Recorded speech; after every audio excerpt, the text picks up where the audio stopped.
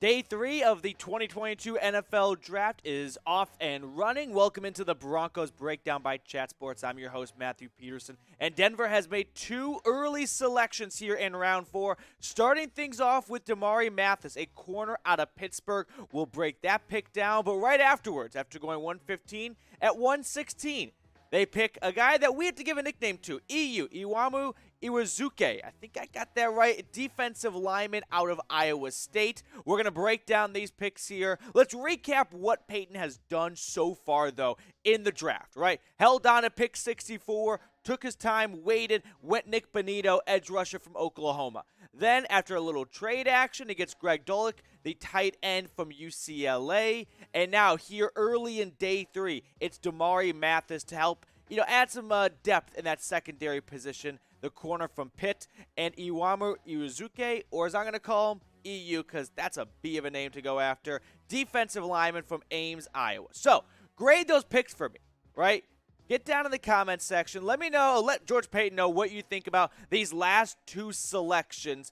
I wouldn't say Denver's been quiet in the draft, but they haven't been super active. But then again, your draft was trading for Russell Wilson. That was half of the draft. So at this point, you'd expect to just kind of keep your chips close and make some nice picks here and there and add some nice depth pieces.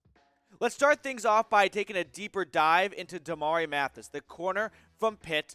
5'11", 196 pounds. Last season for the Panthers, 2 interceptions, 5 pass breakups. Our NFL draft expert at Tom Downey had him as his 11th ranked corner, a top 100 player. So to get a top 100 player at 115, you got to like the value. And if you say you like the value enough, you'll talk yourself into the pick no matter what.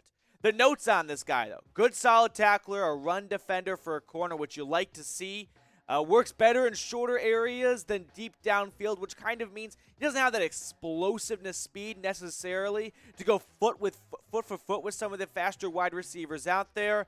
You got to be able to keep your hands to yourself as a DB because you know the NFL is rigged towards the offense. It's just the way the game is played these days. And last season, we got the stats for you, what he did for Pitt. Had a little injuries, had some injuries at moments going throughout the season. 2 interceptions, though, and 5 pass breakups. Listen, we know that George Paton loves him some cornerbacks. Remember last offseason? He was stockpiling. I remember right before week 1 started, teams were asking to get, can we trade for Kyle Fuller? Can we trade for Ojemudia? He drafted Surtain 9th overall. He signed Ronald Darby to a nice contract in free agency. So I think we're seeing a trend here. Also signs K'Wan Williams in free agency most recently this year. So his mindset is you can never have enough corners. When you got to play Patrick Mahomes and all these other great quarterbacks in the AFC, let's make sure we're not ever thin at the cornerback position. NFL.com's Lance Zierlein wrote this about Mathis, saying Mathis plays with good anticipation and ball skills, but lacks the top-end speed and coverage tools needed to play pure press man coverage. Listen, when you draft someone in round 4, you're not having an expectation that they're going to walk in and be a starter or close to it in day 1. But you're looking for you're looking for a good shell of a player, right? It's a guy that needs some fine-tuning, right? Some tune-ups here and there, coached up here or there. And for what we've seen out of the voluntary minicamp last week, this is a Broncos coaching staff that has been very loud. You can hear them across the city. Apparently, it's like the loudest coaching staff in recent memory, according to reporters out there in Denver. So I've got no fear that they're not going to get Mathis to try and keep his hands to himself and work on those issues he has in man coverage. Before we look at the next selection the Broncos made, make sure you are subscribed here to the channel. We are just over 400 subs away from reaching 8,000 subscribers. So I appreciate all of you guys that have already subscribed. But if you're looking for a spot to get free Broncos draft coverage right now or news and rumors throughout the rest of the season, hit that big red button and subscribe.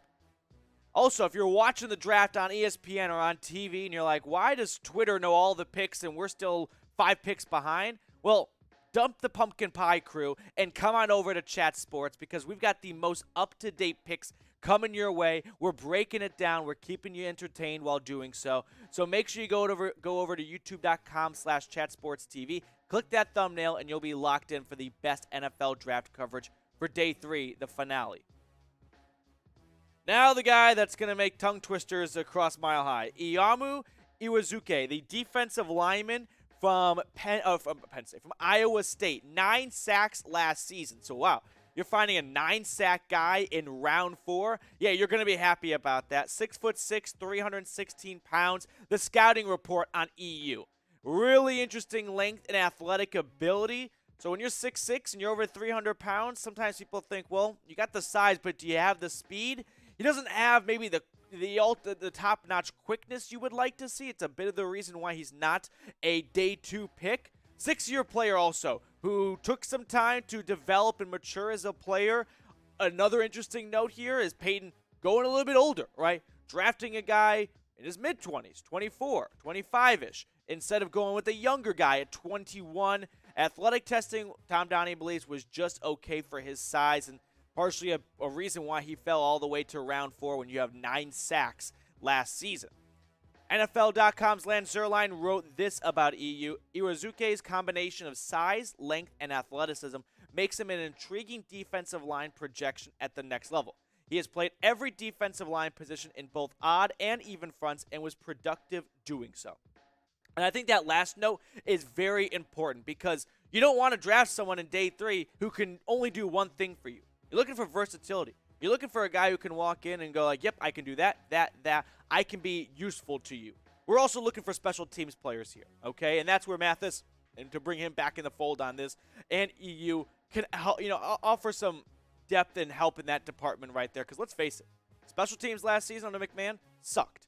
So you want to believe that Paton's drafting, not with an eye of, ooh, how can you play on defense, but how can you play on special teams? Because that's where you're going to get a lot of reps in your rookie season.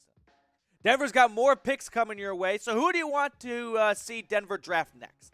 Let me know in the comment section who you'd like to see Paton send the envelope in and have that name announced in day 3 of the NFL Draft. I'm trying to think who I would like. How about Romeo Doubs, the wide receiver from Nevada? I'm all about best player available at this mode, and I think he's one of the best players out there. We saw Perion Winfrey go a little earlier. That would have been an awesome pick for Denver, but he was snagged off the board.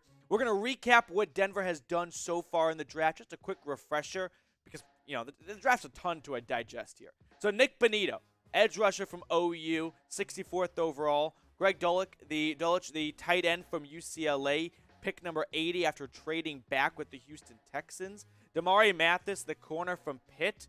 And Uwazurike, the defensive tackle out of Iowa State. So, what do you think about this? Do you like the Broncos draft so far? We'll wrap up the video on this question. Let me know, and let Paton know, really, what you think of the draft so far from a Broncos perspective. If you like it, pop down, drop a Y. If you're not a fan of it, give me an N. I'll see you guys later with more Day 3 Broncos draft coverage here on the Broncos Breakdown.